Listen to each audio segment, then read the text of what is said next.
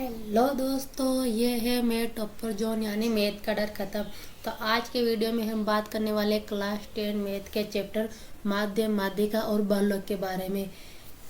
क्या आपको भी माध्य समझ में नहीं आता है? इस चैप्टर से एग्ज़ाम में 5 नंबर का क्वेश्चन आता है और हम उसमें भूल जाते हैं हमें क्या करना है, कैसे निकालना है और हमारे मार्क्स कट सकते हैं। तो इस वीडियो में हम बात करने वाले हैं माध्य के उन सभी क्वेश्चनों के बारे में जो कि एग्ज़ाम में आते हैं और उन्हें हम कैसे आसान तरीके से हल कर सकते हैं। तो वीडियो को पूरा ज़रूर देखें और आसान तरीके से माध्य को निकालने के तरीक़ों को समझिए। तो वीडियो को पूरा एंड तक जरूर देखें और माध्य निकालने के आसान तरीकों को समझिए। तो क्वेश्चन पढ़ते हैं हम। पहले क्वेश्चन में क्या लिखा है? निम्नलिखित विद्यार्थियों के प्राप्तांक दिए गए हैं, इनका माध्य ज्ञात करना है। प्राप्तांक हमें दिए हैं 10, 20, 30, 40, 50 और विद्यार्थियों की हमें संख्या भी दी हुई है। ऐसा एग्जाम में क्वेश्चन आता है तो हम उसे कैसे आसानी से हल कर सकते हैं। तो चलिए वीडियो को शुरू करते हैं। तो सबसे पहले हमें इसकी सारणी बनाने लिए ताकि हमें क्वेश्चन आसानी से समझ में आ जाए। तो हम सबसे पहले सारणी बना देते हैं। तो इसमें एफ आई का मान तो है तो हम इसमें बात करते हैं पहले माध्य। हमें इसका माध्य निकालना है। तो माध्य निकालने के लिए इसमें हमें एफ आई और एक्स आई का मान चाहिए। तो एफ आई तो हमारे पास है आवर्ती। एफ आई है आवर्ती यानी विद्यार्थियों की संख्या। आवर्ती मतलब विद्यार्थियों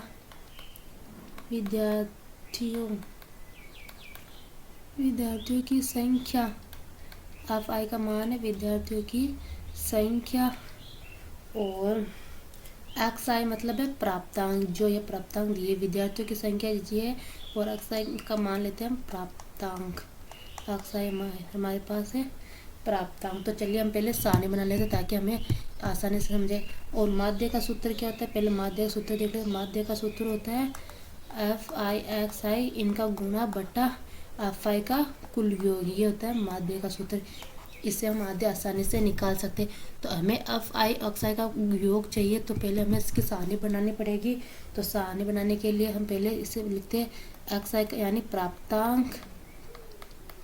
उसके बाद में एफ आई यानी आवर्ती विद्यार्थियों की संख्या और यहाँ पे निकालेंगे हम एफ आई एक्स आई इनका योग। तो अब एक्स आई प्राप्तांक का मान दिया हुआ है हमारे पास। एक्स आई ये रही विद्यार्थियों की संख्या। ये रही एक्स आई का मान 3, 5, 9, 7, 6। 3 इसमें 3, 5, 9, 7, 6 ये तो गए हमारे पास एक्स आई का मान। अब हम निकालेंगे एफ आई। एफ आई का मान है हमारे पास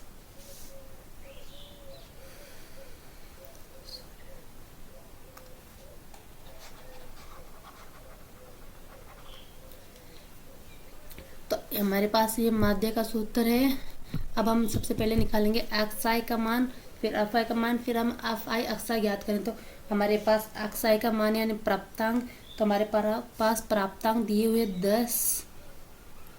तो सबसे पहले हम लिखेंगे प्राप्तांक। तो प्राप्तांक है हमारे पास 10, 20, 30, 40 और ये 50। ये हमारे पास प्राप्तांक दिए हुए। और एफ आई मतलब हमारे पास विद्यार्थियों की संख्या, वो भी हमें दी हुई है क्वेश्चन में। तो विद्यार्थियों की संख्या है 3, 5, 9, 7, 6। ये हमें क्वेश्चन में दिया हुआ है।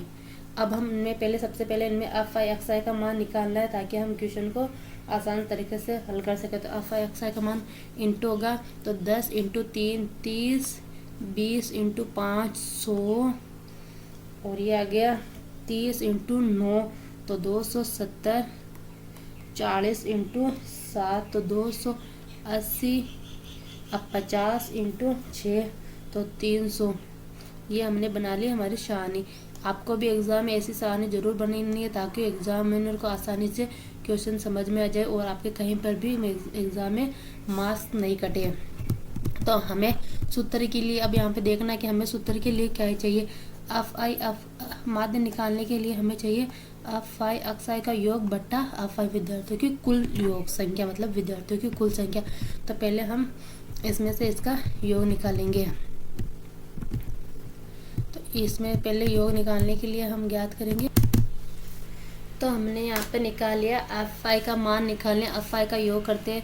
तो यहाँ पे हमारे पास आ गया योग, हमें चाहिए एफ आई एक्स आई का मान जो हमारे पास आ गया 980 और एफ का कुल योग आ गया हमारे पास 30। तो ये विद्यार्थियों की कुल संख्या इन्हें जोड़ लिया, ये हमारे पास है 30 और एफ आई एक्स आई का मान हमने इन्हें जोड़ लिया, तो ये आ गया हमारे पास 980। अब माध्य का सूत्र लगाना है। आपको भी एग्जाम में इसी तरह से पूरा स्टेप बाय स्टेप क्वेश्चन करना, तभी आपको पूरे 5 अंक मिलेंगे, नहीं तो आपके एग्जाम में मार्क्स कट सकते हैं। आपको भी ऐसी बारंबारता बटन सारणी बनानी है एग्जाम में। तो ये रहा हमारा सूत्र। तो इस सूत्र में हम अब सवाल को जचाएंगे। तो 980 एफ आई एक्स आई का मान और एफ आई का मान है हमारे पास 30। तो 3 जीरो से 0 कट गया। अब 3 को अगर 98 से करेंगे तो हमारे पास आएगा 32.677। 32.677 तो हमारे पास आ गया 32.677 माध्य का मान।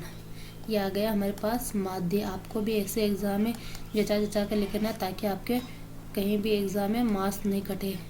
अब हम समझते हैं दूसरे क्वेश्चन को। अगर ऐसा क्वेश्चन आ जाए सामूहिक का, ऐसे जैसे क्वेश्चन आ जाए, इस तरह का एग्जाम में आपसे क्वेश्चन पड़े, तो इन्हें कैसे हल कर सकते हैं। तो हमारा क्वेश्चन लिखा है, निम्नलिखित तालिका में विद्यार्थियों के प्राप्तांक दिए गए हैं, इनका माध्य मान ज्ञात कीजिए। प्राप्तांक दिए गए हैं हमें इसमें, और विद्यार्थियों की संख्या यानी एफ आई का मान हमें दिया गया है। तो पहले हमें इस सारणी को आसान तरीके से लिखना होगा। इसमें हमें एक्स आई का मान नहीं दिया गया है, वो हमें पहले एक्स आई का मान निकालना पड़ेगा, फिर इसमें हमें एफ आई एक्स आई और एफ आई का मान निकालना पड़ेगा, क्योंकि एक्स आई के मान के बिना हम एफ आई एक्स आई नहीं निकाल सकते, एफ एक्स नहीं निकाल सकते। इसलिए हमें इसमें पहले एक्स का मान निकालना पड़ेगा, जो हमें इसमें नहीं दिया गया है। तो चलिए पहले हमें इसके सारणी बना लेनी है, ताकि हमें आसानी से समझ में आ जाए। तो क्लास का टाइम दिया हमें, क्लास का टाइम दिया, यहाँ पे लिखते हैं हम क्लास का टाइम हमारे पास है, पहला 0 से 10, दूसरा है 10 से 20, तीसरा 20 से 30, चौथा 30 से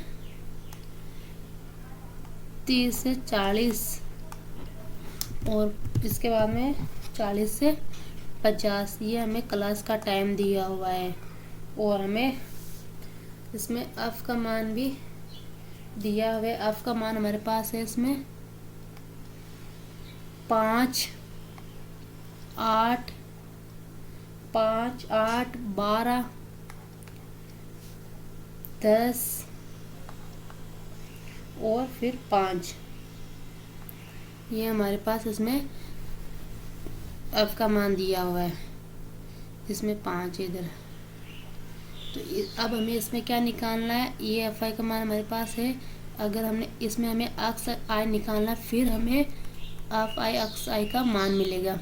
तो इसमें हमारे पास एक्स आई नहीं है, तो हम एक्स आई कैसे निकालेंगे। तो हमें एक्स आई निकालने के लिए हमारे पास जो क्लास का टाइम है, प्राप्तांक, इसी से हम एक्स आई निकालेंगे। तो एक्स आई निकालने के लिए हमारे पास सूत्र है, अगर हमारे पास एक्स आई नहीं है तो उससे कैसे निकालें। तो एक्स आई निकालने के लिए ऊपरी सीमा प्लस निचली सीमा बट्टा 2, यानी कि हमें इन दोनों संख्या को जोड़ के इनमें 2 का भाग देना है, तो हमारे पास एक्स आई आ जाएगा। तो हम इनमें जोड़ के 0 + 10/2 का भाग देंगे, तो हमारे पास एक्स आई का मान आ गया 5। इधर हम 10 + 20, 30 में जोड़ 2 का भाग देंगे 30/2, तो 30 में आ गया हमारे पास एक्स आई का मान आ गया 15। इसमें भाग देंगे 20 + 30 है, इसमें ये 20 + 30 है, तो 20 + 30 को जोड़ के इसमें 2 का भाग देंगे, तो हमारे पास इसका मान आ गया 25। इसमें देंगे 30, इसमें जोड़ेंगे 30 + 40/2, तो हमारे पास इसका मान आ गया 35 और 40 प्लस 50 को जोड़ेंगे तो 40 प्लस 50 बट्टा 2 को जोड़ेंगे तो हमारे इसमें मान आ गया 45। ये हमने अक्स आई निकाल लिया। अब सूत्र में अफ आई एक्स आई निकालना तो अफ तो ये रहा और अक्स ये रहा, इन को आपस में गुणा करना है तो हमारे पास अफ अक्स का मान आ जाएगा।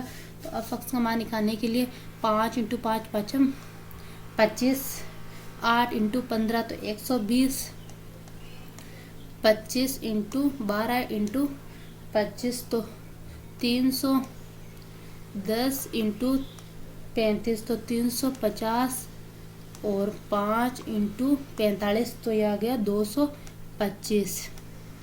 ये आ गया हमारे पास अफ आई का। अब इनका योग निकालने के लिए यहाँ पे ये अंडरलाइन कर लेते हैं। आपको भी एग्ज़ाम में सेम ऐसे सहाने बनाने ताकि एग्जामिनर को आसान तरीके से पूरा क्वेश्चन समझ में आए और आपके कहीं पर भी मार्क्स नहीं कटते। तो अब हमें इनका योग कर लेना है क्योंकि योग से ही हमारा माध्य निकलेगा। तो योग है, हमें चाहिए अफ का योग, तो अफ का योग तो है हमारे पास 40 और हमें चाहिए अफ आई एक्स आई का योग, तो अफ आई एक्स आई का योग है हमारे पास 1020। ये आ गया हमारे पास एफ आई एक्स का मान। तो अब माध्य का सूत्र लगाते हैं। तो माध्य का सूत्र होता है माध्य निकालना, तो माध्य का सूत्र हो गया एफ आई एक्स आई बटा एफ, ये हो गया माध्य का सूत्र। तो माध्य का सूत्र हमने लगा दिया। तो इसमें एफ आई एक्स आई का मान है हमारे पास 1020 बटा एफ आई का मान है 40, तो 40 0 से 0 कट गया बराबर 102 बटा 4 बचा हमारे पास। अगर इनको हम आपस में कट करेंगे तो हमारे पास आ जाएगा 25.5। ये आ गया हमारे पास माध्य 25.5। ये हमारा दूसरा गत। अब आप आई होप आपको माध्य के सारे क्वेश्चन समझ में आ गए होंगे। माध्य के क्वेश्चन अगर एग्जाम में आते हैं तो इन्हीं 2 तरीक़ों से आते हैं। अगर आप इन दोनों तरीक़ों को समझ जाएंगे तो आप एग्ज़ाम में कैसा भी क्वेश्चन आए आप उन्हें आसानी से हल कर सकते हैं। अगर आपको इसमें कोई प्रॉब्लम है, कुछ समझ में नहीं आया तो आप मुझे कमेंट में आसानी से पूछ सकते हैं। मैं आपके जवाब का रिप्लाई ज़रूर दूंगी। अगर आपको वीडियो अच्छी लगे तो लाइक करो, कमेंट करो, शेयर करो और ऐसी और वीडियो देखने के लिए हमारे चैनल को सब्सक्राइब करो।